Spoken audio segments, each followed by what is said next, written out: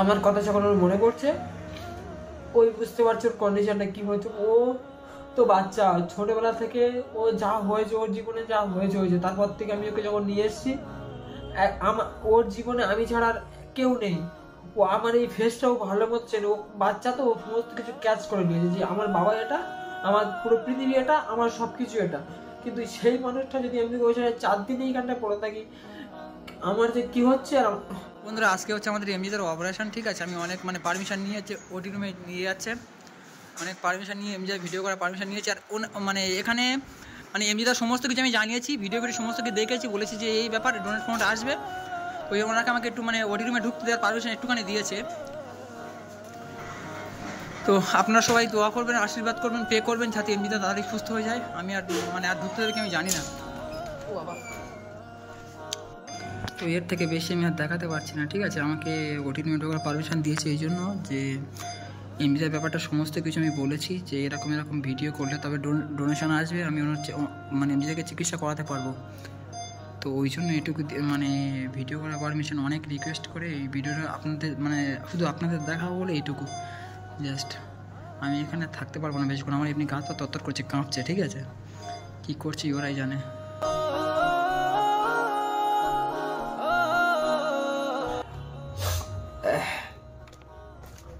তো আমি আজকে না হলে 4 দিন আমি কিছু খাইনি এখনো পর্যন্ত।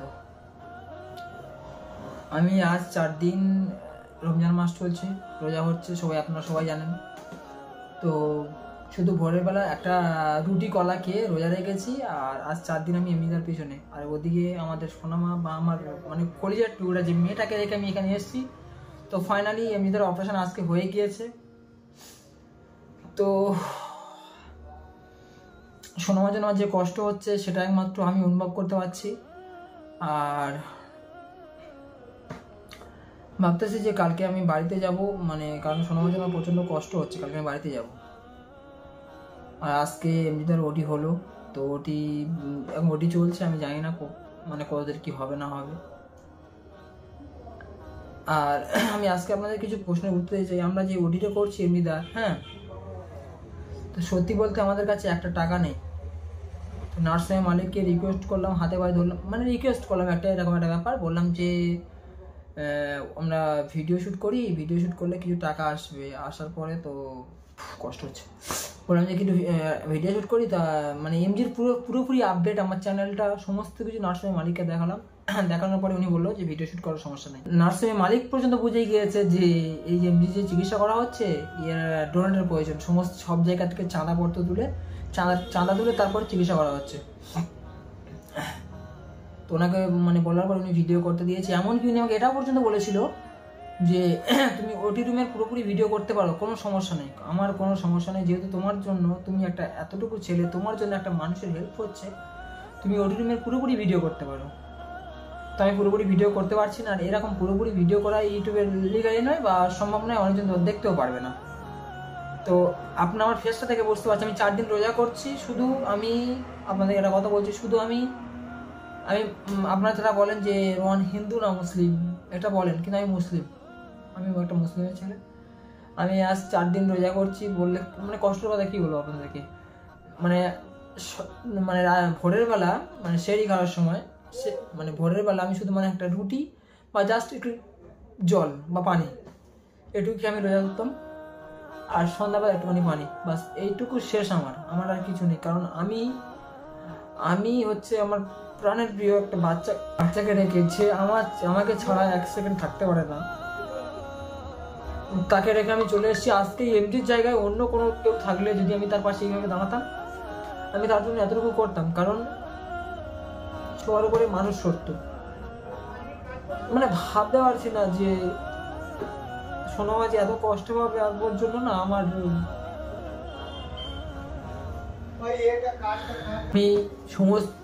আমি এখানে সবকিছু বলেছিলাম যে এখানে এখনো 1.5 লাখ টাকা বাকি রয়েছে। বললাম যে আমি টাকাটা দিয়ে তারপর এখান থেকে যাবো। আর অপারেশনটা আগে হোক, আমি যাতে তাড়াতাড়ি বাড়িতে যেতে পারি। কালকে বাড়িতে চলে যাব। আর সোনামা আমার জন্য প্রচণ্ড কান্না করছে। আর আমার এই কয়দিনে না যেমন একটা মরার লাশ যেমন হয়ে যায়, ঠিক তেমনই আমার কন্ডিশন হয়ে গেছে। আমার শরীরে আর কিছু আছে কি আমি জানি না, শুধু মানে আমার বডিটা রয়েছে আর হাড় হাড় হয়তো রয়েছে, মাংস আছে বলে কিছু আমি জানি না। আর আমি হচ্ছে আমার একটা ছেলে, সবসময় মানে হেসে খেলে কথা বলতে পছন্দ করি। কিন্তু এই যে কষ্টগুলো, এইরকম সিচুয়েশান আমার লাইফে জীবনে আসবে আমি জানি না। আমি এমনিটাকে নিয়ে একটা ভিডিও করেছিলাম, তো এখানে যে মূল্য আমাকে দিতে হয়েছে, তারপরে আমি সমস্ত কিছু বুঝিয়ে বাজে বললাম যে এরকম ব্যাপার, তো ওখানে ভিডিও করলে আমরা ওকে ওর ট্রিটমেন্ট আমরা করতে পারবো না। ঠিক আছে, আমি আপনাদেরকে একটা জিনিস দেখাচ্ছি। আমার সোনামা আমাকে ছেড়ে এক সেকেন্ড থাকতে পারে না, আমিও আমার সোনামাকে ছেড়ে এক সেকেন্ড থাকতে পারি না। আমি আজকে 4 দিন আমার সোনামাকে ছেড়ে এখানে রয়েছি। ওই বাচ্চাটা যে কত কষ্ট হচ্ছে সেটা একমাত্র আমি জানি, কারণ ওকে আমি ছোটবেলা থেকে কোলে পিঠে করে মানুষ করেছি। ও যখন আমি যখন প্রথম নিয়ে এসেছিলাম, ও তখন দুধ খেত না। আমার মাকে বলতাম যে তুমি কোলে করে নাও, যেমনটা মাটা দুধ খাওয়ায় সেরকম ভাবে গলায় মানে গালে ফিটা ধরতে হতো।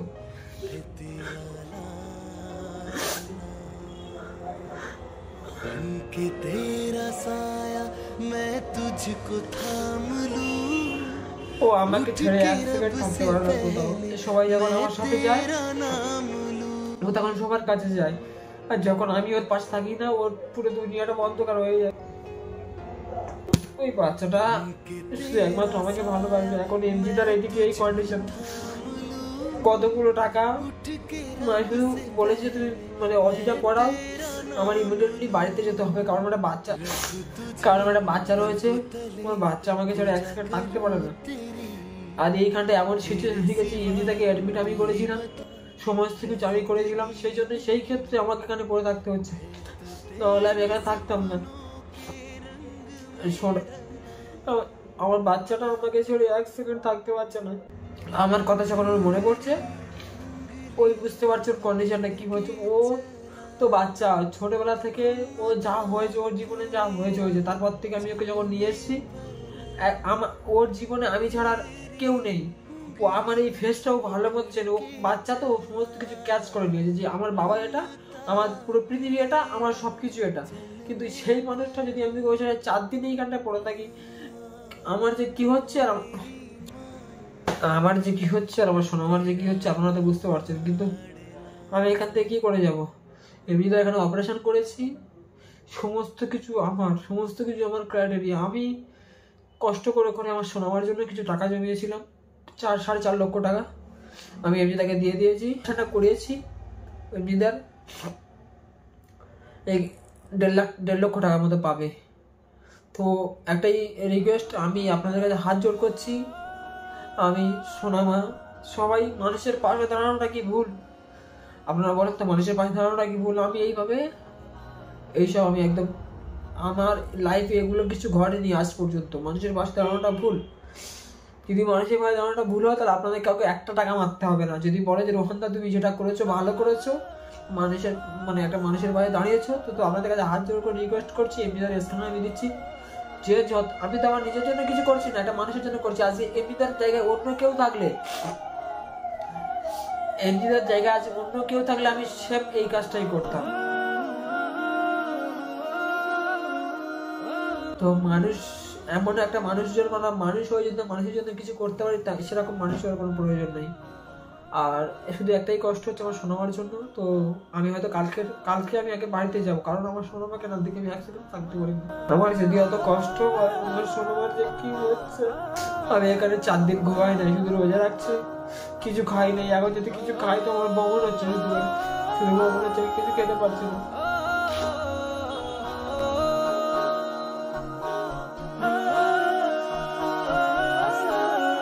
বাচ্চাটা আমার জন্য না খেয়ে যে কতটা কষ্ট পাচ্ছে, আর আমি একমাত্র জানি। এমনকি আমি ছাড়া ওর কেউ স্নান করাতে পারতো না, গোসল করাতে পারতো না। আমি ছাড়া ওর মাথায় কেউ হাত দিতে পারতো না। আমার মা বাবা সবাই অনেক চেষ্টা করে, কিন্তু ওকে কেউ কিছু করতে পারতো না, একমাত্র আমি ছাড়া। আর সেই বাচ্চাটা যদি আজকে আমাকে এই 4 দিন না দেখতে পাই, ও ভাবছে যে আমার বাবা মারা গিয়েছে। তো সব কিছু ঠিক আছে, আমি তোমার নিজের জন্য কিছু করছি না। আমি যদি নিজে কোনো বিপদে পড়ি, আমার বাবা আছে না, আমার বাবা সমস্ত কিছু সামলে নেবে। আর আমি এগুলো করছি, আমার বাবা ক্ষিপ্ত, একটু অভিমান করে আছে। আমার বলছে তুমি কেন এমন করছো, ব্যবসা বাণিজ্য করো, যেটা লাগে আমাকে বলো, আমি সমস্ত কিছু করবো। আমি যে মানুষের পাশে দাঁড়াচ্ছি, এই এত কষ্ট করছি, আমার বাবা এগুলো পছন্দ করছে না। কিন্তু আমি না ছোটবেলা থেকে এইরকম, কেন আমি জানি না, মানুষের কষ্ট আমি সহ্য করতে পারি না। রিন্দার এই অবস্থা আমি একটু দেখতে পাচ্ছি না। তার উপরে সোনামা, আজকে মানুষের পাশে দাঁড়ানো যদি আমার ভুল হয়ে থাকে তো আমি আর কোনোদিন দাঁড়াবো না, কারণ আমি কোনোদিন আমার সোনামাকে কষ্ট দিতে পারবো না। এইভাবে যে আমি চলে আসবো আর সমস্ত কিছু আমাকে হ্যান্ডেল করতে হবে, আমি এই জানতাম। কিন্তু আমার একটাই কষ্ট, আমার সোনামার চোখের এক ফোঁটা জল আমি দেখতে পারি না। কারণ আজ পর্যন্ত আমি আমার সোনামার না একটা ড্রেস আমি একবার থেকে দুবার কোনোদিন পরাইনি। কারণ আমি যদি ভিক্ষা করতে আমি তাও করবো, কিন্তু আমার সোনামার না আমি কোনোদিন কষ্ট করে দেবো না। এই ভেবে আমার সোনামার একটা ড্রেস জাস্ট ওয়ান টাইম, একবার ছেড়ে দুইবার আমি কোনোদিন পড়াইনি। একটাই কারণে যে ভবিষ্যতে আমি কোনোদিন কষ্ট পাই, যে আমার বাবা এরকমই ছিল। আমার বাবা কেমন ছিল যেন গর্ব করে বলতে পারে যে আমার বাবা। আমার হচ্ছে ফোন মেমোরিটা লোড হয়ে গিয়েছিল, আমি অনেক বকেছি এর ভিতরে, আপনারা হয়তো বুঝতে পারেননি। আমি যেটুকু করছি এমনির জন্য করছি, মানুষের জন্য করছি। তো আমার কাছে এমনি যেমন একটা মানুষ, আপনাদের কাছে ঠিক তেমন একটা মানুষ। কিন্তু মানে যেহেতু দায়িত্বটা আমি নিয়েছি, সমস্ত কিছু আমি নিয়েছি, সমস্ত কিছু আমার করতে হবে। কালকে বাড়িতে ফিরে যাব। শুধু আপনাদের কাছে একটা রিকোয়েস্ট, আমি হয়তো এমজি এখানে থাকলে আমি একজনকে হয়তো বা দুজনকে হয়তো এখানে রেখে দিয়ে যাব। তাদের কিছু টাকা দিতে হবে যে তোমরা এখানে থাকো, এমজিকে দেখাশোনা করো, টাকাও দিতে হবে। আপনাদের কাছে একটাই রিকোয়েস্ট, এমজি স্ক্যানার আমি দিচ্ছি, যে যতটুকু পারবেন এমজি স্ক্যানার দিন। আর যদি বলেন যে না দেবো না, তো তাহলে আমার জায়গা জমি যেটুকু আছে বিক্রি করে এমজিকে সুস্থ করে এখান থেকে নিয়ে গিয়ে যেতে হবে। তো আমি খেয়েছি, 10 মিনিট পরে আমার বমন হয়ে উঠে গিয়েছে। 10 মিনিট পরে ভাবতে পারছেন, আমি 2 দিন মানে গোসল করি নাই, স্নান করি নাই, 2 দিন স্নান করি নাই। সন্ধ্যাবেলা মনে বমন হয়ে উঠে গিয়েছে। এই যে রুমটা আমি ভিডিও করছি, অনেক মানে রিকোয়েস্ট করে মানে বললাম যে আমি এই ভিডিও আমার করতে হবে, না হলে আমার হবে না, কারণ আমার অডিয়েন্স আছে আমার সাথে, আমার অডিয়েন্স আমাকে হেল্প করবে, সেই ক্ষেত্রে আমাকে ভিডিও করতে দিয়েছে। তো আপনারা দোয়া করবেন, আশীর্বাদ করবেন, প্রে করবেন যে আমি কালকে যাতে সুস্থ মতো বাড়ি যেতে পারি, আমার সোনামার সাথে আমি দেখা করতে পারি, কারণ ও বাচ্চাটা আমাকে ছাড়া কিছু ছিল না। ও যেই থেকে ও এক মুহূর্তে আমার সাথে ছাড়া অন্য কারোর সাথে শোয়ও না।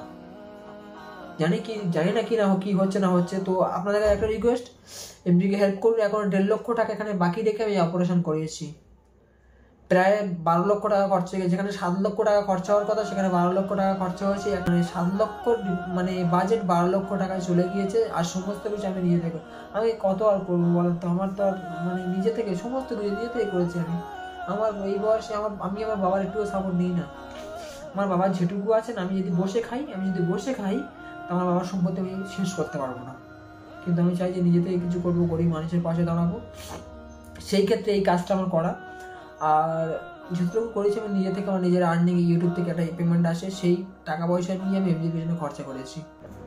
আজকে 6 মার্চ মাসের 6 তারিখ আজকে এমজির অপারেশন হচ্ছে। আপনারা একটু দেখে নিন, কারণ হয়তো খারাপ ভাবতে পারেন যে অপারেশন কবে হলো না হলো। 6 মার্চ হচ্ছে এমজিদের অপারেশন হচ্ছে। দেখুন 6 মার্চ। এখানে এসে আমার সোনামার কথা মনে পড়ছে, যেন আমি কান্না করছি। আমি আগে সরাসরি ভিডিও করতাম, বিয়ে থেকে আমার সোনামার কাছে এসে ওকে নিয়ে আমি অনেক স্বপ্ন দেখেছিলাম যে ওই আমার সব কিছু। যাই হোক, সেসব কথা একদিন পরে বলবো। নিজে বিয়ে করছি না, শুধু সোনামার মুখের দিকে তাকিয়ে তো আপনারা বুঝতে পারছেন যে এই মানুষটা কোন কন্ডিশনে আছে। আমি আজ 4 দিন কিছু খাই নাই, সত্যি বলতে কিছু খাই নাই, খেলে বমি হয়ে যাচ্ছে। আমি কি করবো? আমার আগে বাড়িতে গিয়ে কোনো একটা ভালো মানে ডাক্তারকে দেখানো দরকার। ভালো থাকবেন সবাই। আমার না প্রচণ্ড কান্না পাচ্ছে, এমজি আসা পর্যন্ত আমি অপেক্ষা করছি। তো বন্ধুরা, এমজি তার অপারেশন ফাইনালি হয়ে গিয়েছে। তো এমজি এখন প্রচণ্ড কাঁপছে, এরকম কাঁপছে কেন আমি জানি না। তো জানি না কতদূর কী হবে, আপনারা দোয়া করবেন, আশীর্বাদ করবেন, পে করবেন। তো এই মাত্র ওটি রুম থেকে এমজিকে বের করলো। তো অ্যাকচুয়ালি এখানে কিছুদিন থাকার পরে নার্সিং মালিকের সঙ্গে এতটা ভালো আমার মানে রিলেশন হয়ে গিয়েছে। তো উনি সমস্ত কিছু মানে বলছে তুমি ভিডিও করো, কোনো সমস্যা নাই, জাস্ট আমাদের নার্সিং হোমের নাম বা এগুলো কিছু দেখাবে না। তো নিজেদের কন্ডিশন দেখতে পাচ্ছেন বন্ধুরা। উনি মানে যেই থেকে মানে ওটি রুম থেকে বের করার পরে স্বাভাবিক ঢুকেছে, ওটি রুম থেকে বের করার পরে প্রচণ্ড কাঁপছে। মানে এই কাঁপাতে আমার ভয় লাগছে, কাঁপছে, প্রচুর হারে কাঁপছে উনি এমজিদা। তো বললো অপারেশন খুব ভালো মতো হয়েছে।